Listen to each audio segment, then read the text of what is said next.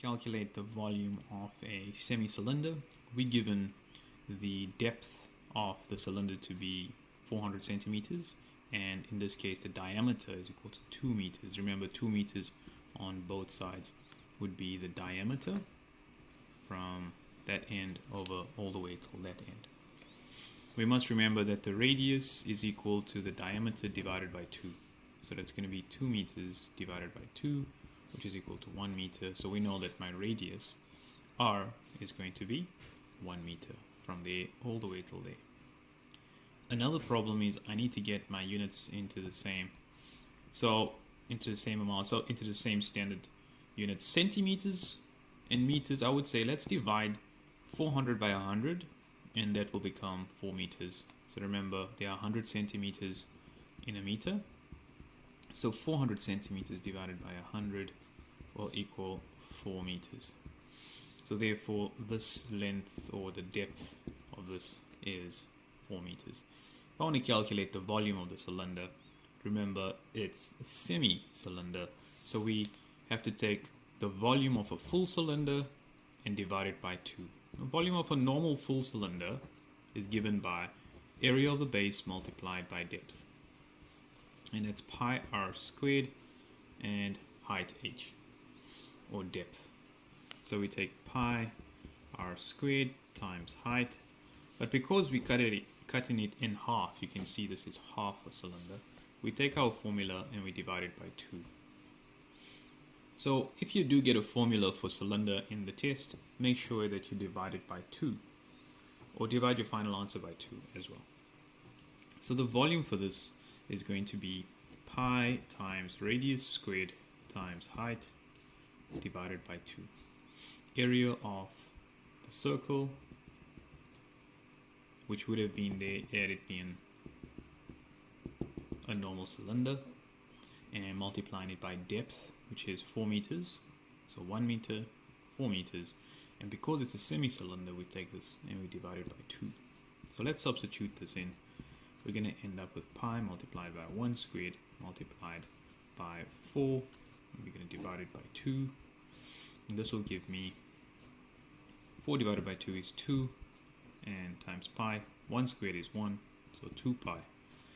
That's equal to, if let's say pi is 3.14, be 2 times 3.14, and that's equal to 6.28. And because we calculate volume, make sure we put cubed in our final answer, meters cubed.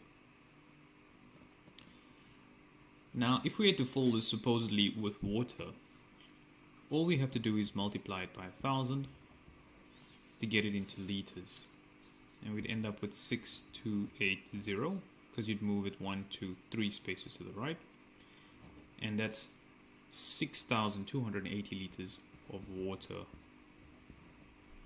will fill this semi-cylinder. And that's how we would calculate that. Alright, that's all part of the semi-cylinder question. There we go. Alright, you can calculate this one. Press pause. Calculate the volume of how many liters this semi-cylinder can contain by calculating the volume and multiplying it by 1,000. Don't forget to convert. Don't forget to get the radius. You press pause and give it a try.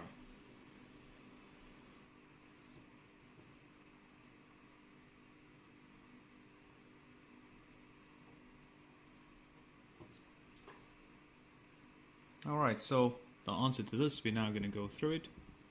I am going to say, let's convert. First we're going to convert 500 centimeters. It's going to become 5 meters. And we know that the radius is going to be the diameter divided by 2, because the diameter is 4 meters.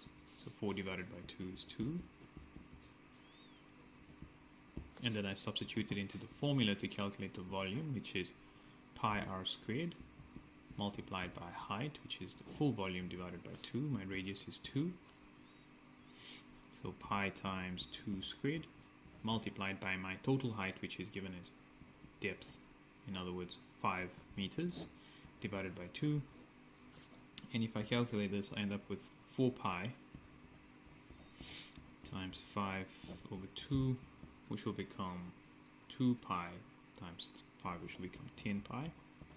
And if pi is equal to 3.14, we're saying that the volume will equal 10 times 3.14, and that'll equal 31.4 meters cubed. So to calculate how many liters this cylinder will contain, we simply multiply it by 1000. So liters contained